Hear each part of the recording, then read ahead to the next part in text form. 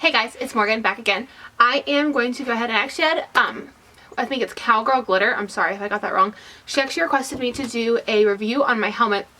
And it was actually one of my video ideas that I wanted to do. So I'm actually just going to go ahead and get it out of the way since I had a request for it. I do have the Defender oneK. This is the matte black. It's not the suede. It's just the regular composite shell, I think it's called. It's just got the two front vents here. It's got the side vents all along here. And then this actually has open rivets right here at the top. If you guys can see them, if it'll focus in for you. Right through here on the top. Oh yeah, it's focusing. And then it has the vent back here, which you'll know if you watched my last video I did on how to monogram your helmet and your tall boots, which I'll link below. But yeah, so when you ride, the air comes in through the front right here, expels out the top, the side vents on the top here, and also out the back. So it just kind of just flows right over top. And I love it. So I do want to kind of touch on just a couple of different pieces of the helmet. First of all, can we just look at it? Just look at it. I love this helmet. I'm one on like sleekness of a helmet. I love when it's just black and sleek and slick, and just when something flows nicely. I like how it's just very clean through the brim, the visor, and just goes all the way through to the back. It's just a very like aesthetically pleasing helmet to me. I love how they have their branding on the back and on the front, especially with the emblem just being so slick and just nice. And then the rivets aren't that high. They're very like low profile rivets through here. There's 4 rivets. There's one here, here, here, and then right here.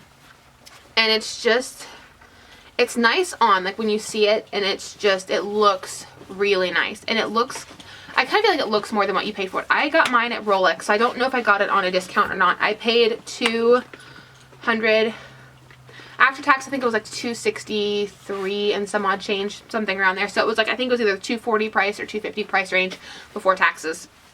So somewhere in that vicinity. So it's not too like overall expensive. It is roughly, I would say, like a middle of the grade. You know, it's not like, it's not as high as a Charles Owen, but it's not as low as like an Ovation or a Troxel or something like that. My dog's playing, sorry. Yeah, so I think it's just like a really nice middle of the grade helmet. And like I said, you look so much more than what you pay for it. So then when it comes, and especially once, I'm actually going to go ahead and put it on. It's just, she's perfection, and I love her. And it's just, when you see it from the side, it's just so sleek. And I love the cradle back here. And it just sits really nice and close to the head. It sits low down. It's not too thick. And it's just one of those helmets that I think, whether it's on or just like just holding it, or when it's actually on and in the ring, I think it's just beautiful. So getting to the actual like workings of the helmet, it's very comfortable. I have a little bit more of an oval head than a round head. So sometimes fitting for a helmet can be kind of stressful. I haven't bought a new helmet in a really long time, and I actually had a couple falls with my last helmet. I don't even remember the brand of the helmet that I had because I've had it for so long. There's no brand name even on it, and it's just a velvet helmet. There's no harness or cradle system in the back. It's just velvet. It has a bow, it has a button, and that's about it. So I really did need to upgrade a helmet, and I actually got this from Rolex last year, and it's just very comfortable. The system on the inside, it actually has a liner that buttons. It comes out with Velcro, and then also has the little buttons that you can take in, and it's fully washable. Take it in, or take it out, wash it, and pop it right back in. So if it gets sweaty, I don't have a problem with it accumulating too much sweat because of the ventilation system, but I'm not gonna lie and say that I don't sweat in it, because I do. The liner that I have in, and one good thing is they're all customizable. All of the liners will fit, all of the liners will fit the helmets across the board with the oneKs. So I actually have, the helmet shell itself is a size large. The liner is an extra large. Yeah, so my liner's an extra large, the shell is a large. And when I went to Rolex and I was talking to the guy, and he fitted me for it, he actually swapped the liners out for me. So he took a liner that you would buy separate. He took the liner you would buy separate and put it in here because the extra large was just too big. The large was the large by itself was too small. And he's like, I have an idea, let's try it. He took the large liner out, put an extra large liner in, and it was just, it fit perfect. So it's got like, it has the adjustable system here, like the Velcro strap, so you can adjust the strap, and then when you put it back down, it's got a really thick padded harness right here, and the Velcro sits on top of it, and it's got like, it's a decent distance away, so it's not rubbing your face or anything like that. So the adjustability and the customization of it is just what kind of sold me on it across the board.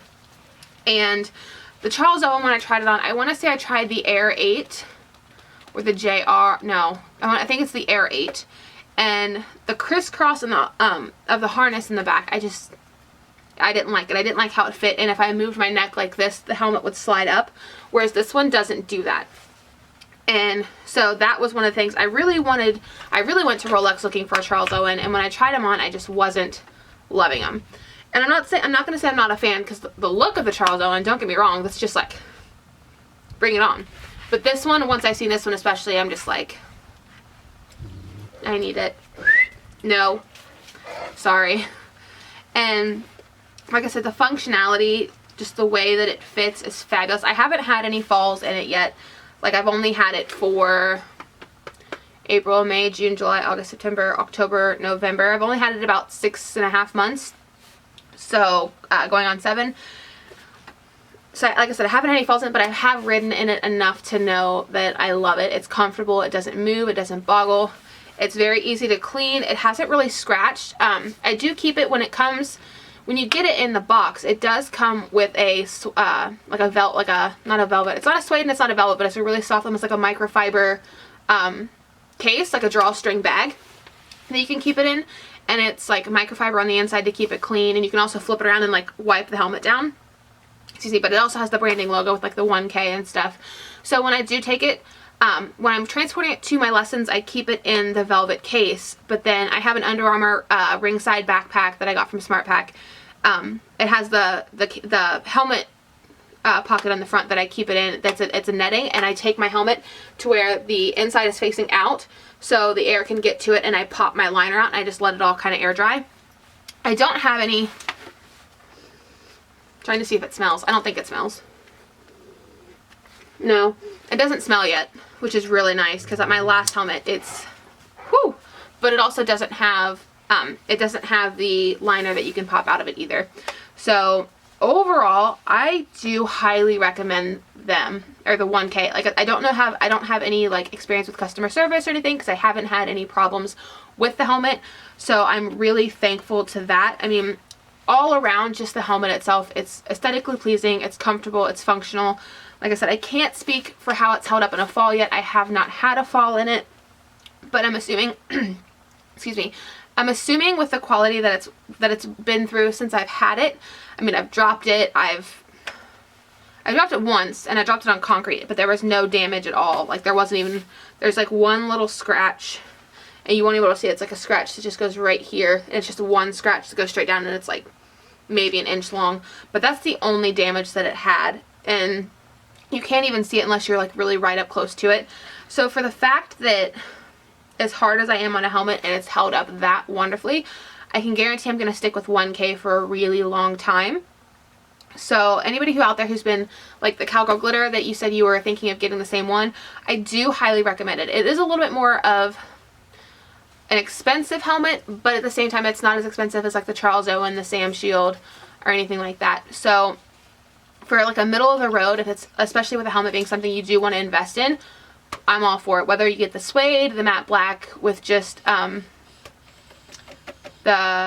composite, if you get the rhinestone, like they have this, it's this helmet in a suede with rhinestones down the top vents right here, and it's beautiful. They have it in black, they have it in navy, and they have it in a gray, and the gray is just, it's stunning. But that helmet itself, I think, was like high 4s or very low 5s. I think it was either like 480 or 515.